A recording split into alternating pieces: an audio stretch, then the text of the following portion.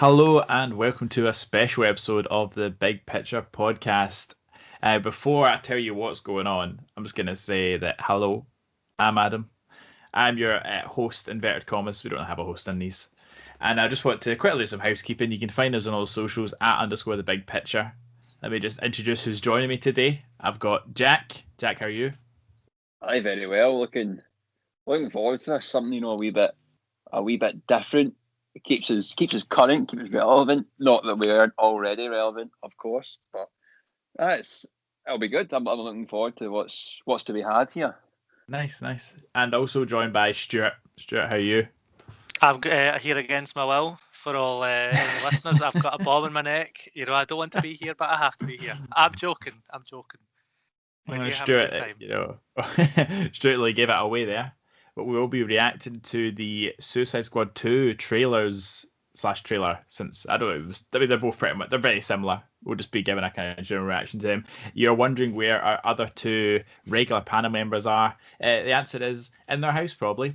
But they are busy and they have elected not to join us, which is fine. And it's just the boys today. So I'm just going to take it away.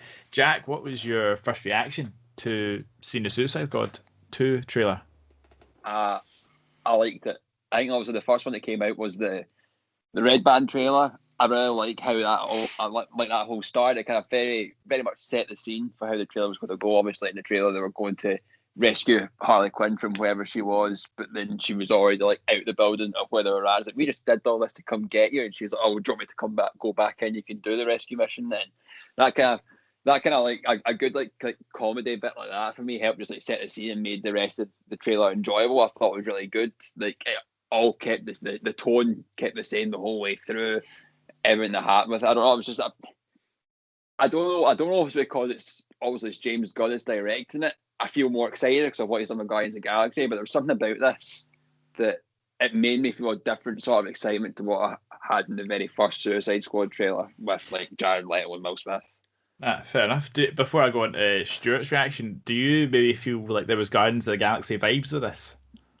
I think there was. I think that definitely with the music that was it was playing, it was that kind of that old timey kind of what you would have seen Star-Lord listening to in his ship and whatnot, and that James Gunn's able to use music like that very effectively to keep an audience entertained. Not that the film wouldn't be entertaining anyway, but his use of music is unparalleled, I think, in movies like this.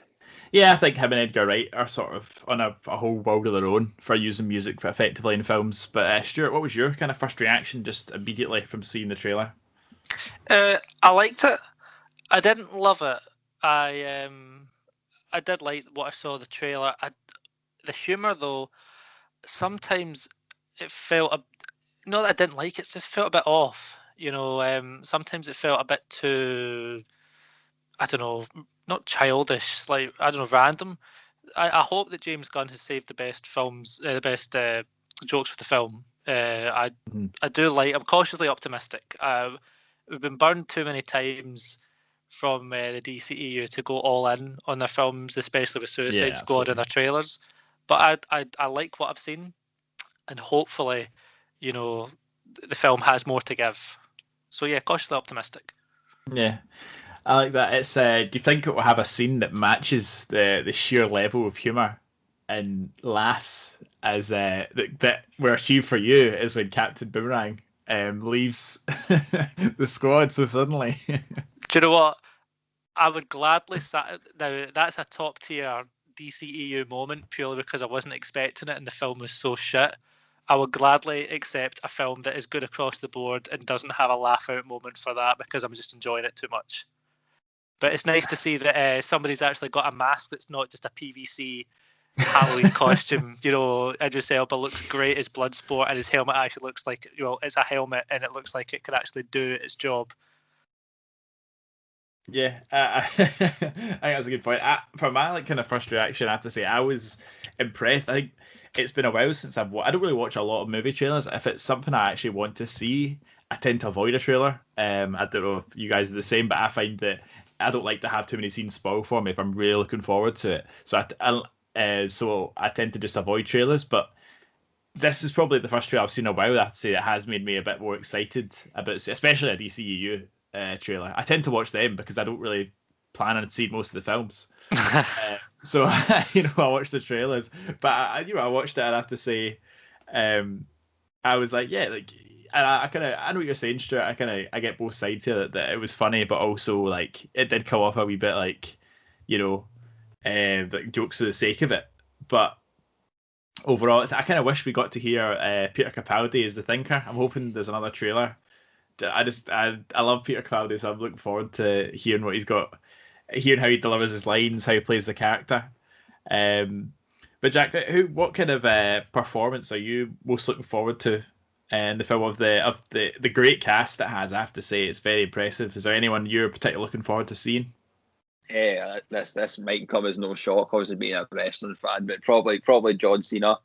Not because the wrestling side of things. Obviously, he's been in like many a film before, and obviously he's done like 12 Round, which is a WWE like kind of action film, and he's done like other kind of like, comedy stuff to that.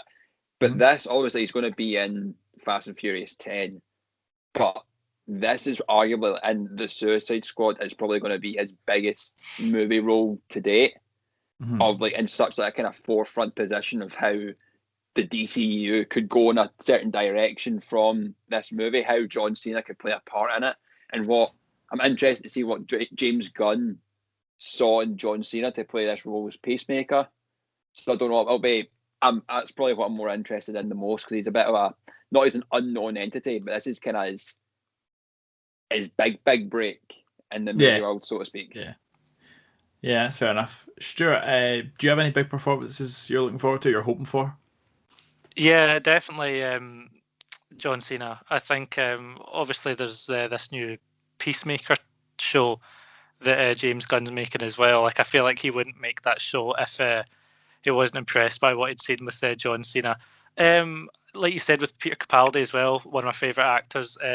We haven't seen much of him, and I hope that's because he's got a bigger role and not because he's gonna like die early in the film. Exactly. That's the thing about this trailer. Like there's characters that you're like, are they protecting them for plot reasons or because they are gonna bite it quite early on? So I'm excited for those. Also, I think and I'm going to butcher this guy's name, but the guy who's playing Polka Dot Man, David Dastmalchian, I think his name is. I think he's going to be a dark horse. I think he's going to be one that surprised everybody. Out of the jokes of the trailer, in both trailers, his were the ones that I probably liked the most. When I just said, it was like, we're all going to die. And the guy's like, yep, I hope so. That's big lockdown vibes for me. So I'm like, this guy, I like him. But I think we've got a stellar cast here. I don't think there's going to be many people that James Gunn's not going to get the most out of. Yeah, I think it is a really good cast. I want to elaborate on the point too much, but there's also Sly Stallone as King Shark. Of course. We've all got Taika Waititi in a role as yet unannounced. We don't know who he's playing. I'm looking forward to seeing. Hopefully, again, he's not playing a minor character, but I think at this point, the fact we've not seen anything in the trailer suggests he probably is. But Taika Waititi, great in pretty much everything he does, and he directs as well. I'm going to put money on this. I would gladly bet £5 British that Taika Waititi is playing the voice of Starro. I think that is exactly the type of character that if you had the lineup, James Gunn's like, right, I've got Taika Waititi. Who will he play? I would bet you he would just Starro just for him. And maybe I'm setting myself up to fail here, but I cannot wait to be, hopefully vaccinated and sitting in the cinema watching this, and then Starro rocks up in the scene and it is Korg. That's what I'm hoping for. Would you be happy with that bit of Korg Starro, Jack? I mean, obviously, any Korg is a good thing in my book, but I wouldn't mind seeing something a little bit different. I guess I think we don't know what's happening, so it's something I'm really looking forward to. Obviously, when the cast got announced, like there was so much praise, especially with what you mentioned, like with Peter Capaldi as a Thinker. I mean, when we were speaking about it on the chat, there was quite I think used to and Lewis were maybe quite happy that like Lewis Capaldi is like a near on perfect casting for the Thinker. Lewis I think that Lewis Capaldi. Lewis Capaldi. Capaldi. I'm getting Jesus Christ, Peter Capaldi. There you go. You thought he was like a pretty like near on perfect casting for that when you Yeah. saw that getting announced. So I'm looking forward to that. Also, we didn't see much from what was happening there. I think there was a lot of action as well in the trailer. But what was interesting was they both kind of ended on the same note. But this big thing like shooting out the ground or whatever it was, and they were all like kind of flabbergasted by that. So I like that they've not kind of teased too much for like the plot of the story. Also we know it's like kind of oh yeah, you get 10 years off your sentence, blah blah, but we don't actually know the what they're going up against or whatnot. So I'm liking that there's that kind of mystery. Yeah. I like as well, there seems to be almost like the Black Ops theme, which is, as we discussed in the Suicide Squad episode, that is what Suicide Squad is meant to be. It's for these Black Ops suicide missions that they don't want anyone knowing about. And it did seem to have that kind of theme of, oh, this is something, undercover, and then it spills out into something bigger, rather than the the previous film where it was just, you're going to stop a member of the team who's gone rogue, and basically it's already this huge world-size scale. The world's at stake, rather than this. Good. It seems a bit more like it's what we're used to. It's what we've seen in the comics as well.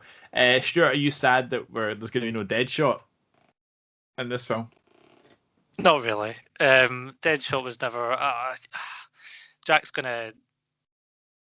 he's gonna completely slate me for what I'm about to say, but as good an actor Will Smith is, like he is just so generic in this film, and I don't know whether that's the material he was given. Maybe just obviously there's a lot of stuff that went wrong with the original Suicide Squad film, and he just didn't want to give it that extra.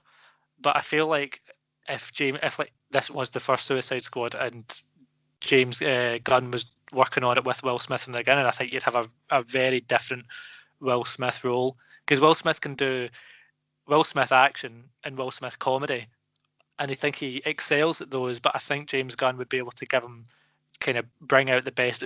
Will Smith Independence Day, I think, is what we might have got.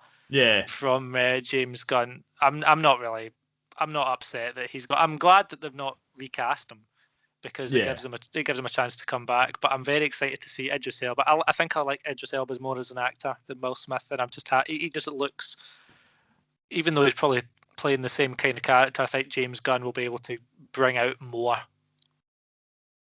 Nice. Just kind of for some closing thoughts here. Is there a slight worry that if this is successful and it has the much lighter tone, it's going to have the same effect as, well, the success of the Avengers did on the rest on what happened in the DCEU, and that they might think that everyone wants a lighter tone, and then it might change the kind of path of the DCEU again for the fifth or sixth time at this point? I don't know. See, it's got a weird tone, and I don't mean in a bad way. I love the aesthetic of this film. It looks fun and cheesy, but it looks dark as well, and I think that's really just James Gunn's style. Because you look at Guardians of the Galaxy, it's not 100% like what they've done with the MCU as a whole, and the Guardians kind of humor is very different to like the usual Avengers humor. But Warner Brothers is so reactionary that I wouldn't put it past them saying we want more of this. I don't know. Yeah. Sign James Gunn on. That's a whole six more mess. films. It's a whole other podcast episode on what the state of the DCEU is. As long as it's better than Wonder Woman 1984, I'm happy with that. I'll just throw it to Jack. Do you have any closing thoughts at all on what you're looking forward to in the film, or anything of that sort? I think I would say my closing thoughts is probably just James Gunn in general. Obviously, this is something to do with DCEU, and obviously he's well known for the Guardians of the Galaxy movies and the kind of influence that he was able to have on the kind of Avengers Infinity War Endgame as well. And obviously he took this when he got fired from Disney, and then he came back, and he's still able to do this before Guardians of the Galaxy 3 comes out. It'll be interesting if the success of this means that he'll be doing more DCEU movies, or maybe his like focus will shift more towards that, or if he'll leave it and that's that done. I'm interested in how well this movie will actually perform, to see what James Gunn's next move will be. Yeah, I guess I'd agree with that as well, Jack. I think it's interesting to see if it raises James Gunn's stock even higher, and he becomes a hot property. Because I think as much as we enjoy Guardians of the Galaxy, and hopefully we'll enjoy this, I'd like to see him even doing other stuff and being picked up in other big companies. You know, maybe he's the guy who could resurrect Transformers. What a shout! What absolute shout! By the way, I'd never thought of that. He would be well suited for that. Thank you. I like that. Just before we properly go, I want to ask everybody this: what is the over/under on the squads dying? Like, who's surviving? I reckon about 80% of the squad completely wipes the dust on this. My bets are on Harley Quinn, King Shark, and Ratcatcher surviving, and nobody else. What does everybody else think? I would say, yeah, Harley. They'll definitely kill off Rick Flag. I think I think Bloodsport could survive as well. I think that they could see Idris Elba as being someone who could be part of a next film, and then you could see more from him. And then I do think the rest, maybe Captain Boomerang as well, and that kind of the way that, you know, he survives and you don't know how, but he's just done it. He's still alive. He's still going. I would say that I don't know. I imagine a fair shot will probably die, but I would like to see Peacemaker survive. What was that? Is the TV series being announced? Is that a prequel thing? It's a prequel, yeah. I think story they've confirmed Peacemaker? it's a prequel, yeah. I'd like him to survive, because it'd be good if this is able to continue and be a thing that John Cena can keep a big starring role in a movie like this. But I can also understand that he's like, his whole character is like, he will do anything and like not stop at any limits to have peace, and that probably means killing himself in the process. So I don't know. It'll be interesting, but I do think a fair chunk probably will die compared to the last movie, where we didn't really see. I mean, it was just a couple died, and that was just like one was trying to escape, and then that other guy just died, didn't he? Yeah, Slipknot, the man that can climb anything. Yeah, and Diablo died, sacrificed himself for the team. But I think that's about all we've got time for. Thanks for joining us, guys. Thanks, Stewart. You're welcome. Thanks for hosting, Adam. Thanks, Jack. Right, cheers, thank you. And it's thank you for listening from me, and goodbye.